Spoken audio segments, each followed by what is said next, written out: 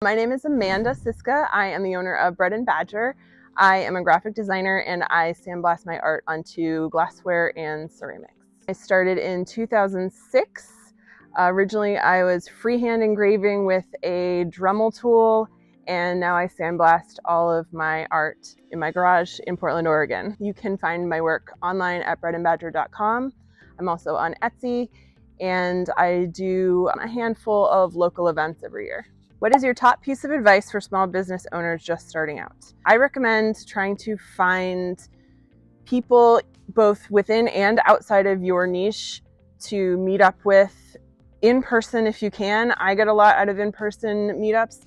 I know there are lots of other options these days, but I like doing in-person meetups, and I love meeting with a group of people who are also in small business and being able to bounce ideas off of them and seeing what everyone is struggling with, because I've learned so much from other businesses, especially ones who are different from mine, because sometimes they have a completely different outlook than I do, or a totally different experience than I do.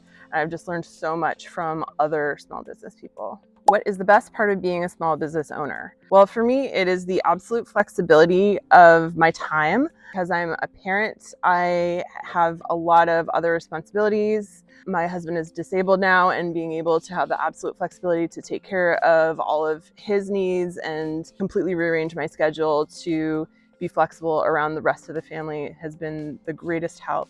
I also am absolutely a control freak, and I like being able to be 100% in control of everything. Especially as an artist, I like having the flexibility of being able to experiment with my art as much as possible, which I don't know that I would be able to do in a lot of other environments. What's one challenge you are facing, and how can the community help? My biggest challenge right now is really just marketing and getting the word out about my business, because I'm so bad at social media these days. Things change too fast, and I just want to make things and ship them out. I love doing that. I like making things, I like shipping them out, and I like drawing new things. So I always need advice on marketing, and I love when people spread the word organically. That seems to be the most effective thing, especially for my business. People like to gift my items. Mugs make great gifts. So letting people know that we exist is really helpful. Etsy has been one of the biggest forms of growth for my business ever, and I have no intention of leaving, because I always grow the most from Etsy. That's where I get the most new customers. They discover me there. So I love Etsy because people find me there. I don't love that Etsy controls so much about my business, from the look of the business, the feel of the business, and their algorithm affects me all the time. Their fees are non-negotiable, and they can shut down people's shops without any kind of notice for so many different reasons. So I always have had my own website, and I always promote my own website primarily. And I recommend that everybody does that. I can't imagine someone only having an Etsy shop or any other marketplace where you're completely at the whim of someone else. I did sell on Amazon for a little while too, and it was the same kind of thing where people didn't realize that I was my own business, and they expected me to meet all of the other Amazon expectations, and it's just not realistic for most small businesses, even though I was doing prime shipping. But the profit margins are so small on Amazon, and for a business like mine, it's not worth it at all. People think I'm bigger than I am. Also, a lot of people think that I'm a potter, and I feel terrible that I'm not a potter, and I will never be a potter, even though I have tried. I'm really terrible at it. It's not my skill set, and I work better as an illustrator. So I will let the expert potters do their own pottery, and I will be happy to pay them a living wage, and we can all make out great through that arrangement. I'm also only me, and a lot of people think that I have a team, or I don't know how many people they think I work with, but it's really just me doing absolutely everything. I have been drawing since I can remember. I always wanted to draw things. I originally, as a kid, thought I would be a children's book illustrator, and as a teenager, I thought I would be a tattoo artist. And I did some tattooing just on my own. I took a class on children's book illustration, and I loved it, but it was very, very competitive. And I said, well, maybe I'll do this someday, but what can I do in the meantime? Because I have to be creative. What can I do that's different, but I still get to draw every day? And somehow, it was probably my dad said, here, I've got this Dremel tool, you can draw on stuff with it. And I thought, that's crazy. But I was able to draw on little pieces of glass, and I started with vases and things I found in thrift stores. And I just loved being able to draw directly on something and sell that item. And it was always different items that I found, so it felt very sustainable, ecological, and people liked it. So it just kind of took off before I really knew what I was doing, and I just really enjoyed it. And I said, well, I'll just do this until maybe I come up with something else, but it's just taken off this whole time and I've had no reason to do anything else. So I never had any particularly formal training. I took a few continuing education classes when I lived in Boston at the Museum of Fine Arts School, but I didn't go to college. And I've just been teaching myself everything since then, and it's so far been working out. It was probably to a friend or relative.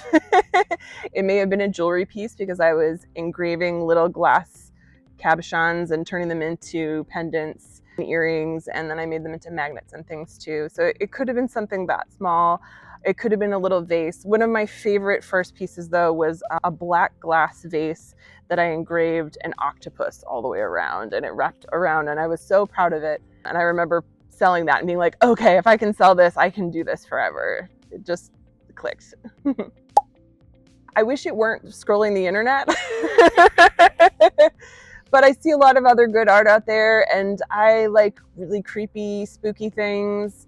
So especially around the fall time, Halloween, I'm like, oh, all the spooky things come out. I get lots of ideas. And just having cats, I'm really a cat person above all else. So seeing the cats do ridiculous things and thinking whatever my interests are, whatever someone else's interests are, and how could I illustrate that in a way that would connect with someone else, and how can I incorporate a cat into it is often what comes to me, and that's how a design is born.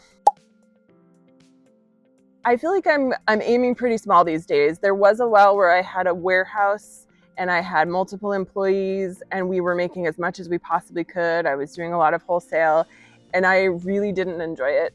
I didn't enjoy managing people, and it took a lot of creativity away from me. I actually had less time to be creative and create art.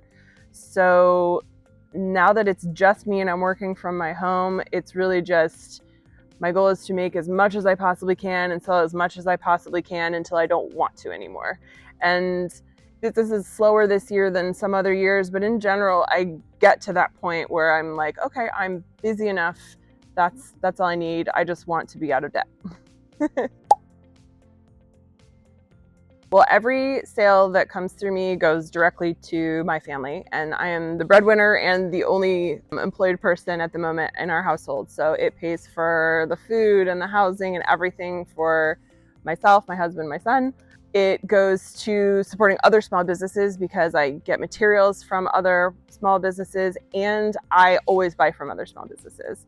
So especially when I do in-person events, I do a lot of purchasing and trading with other small business people. I just try to keep things as small and local as possible, and so it really helps support lots and lots of people in the immediate area for where I live. Trying to be different is really hard, but doing what you love and feel drawn to do is always the best thing. Whenever I try making art that is not something I'm really excited about, it doesn't really ever do as well as something that I'm really passionate about. So just kind of trusting your gut, doing what you want to do, and looking outside of your typical zone of expertise and just seeing what else is there that I could do. Maybe there's a different kind of product that people aren't even considering that you could try. Because I get a lot of excitement when I find other small businesses doing something I've never seen before or doing a completely different way than someone else. And it's really exciting to support them too. Square. And my main website's on Shopify. I use ShipStation to do my online shipping. Have you heard of Merchant Maverick? I haven't, but now I am looking into the videos that you make because I think it's a great resource. And I wish that something like this had been around when I started. Back in 2006, even the internet wasn't that big a thing for small businesses, and it was really hard to find resources. So I think this is an excellent place for people to start getting information.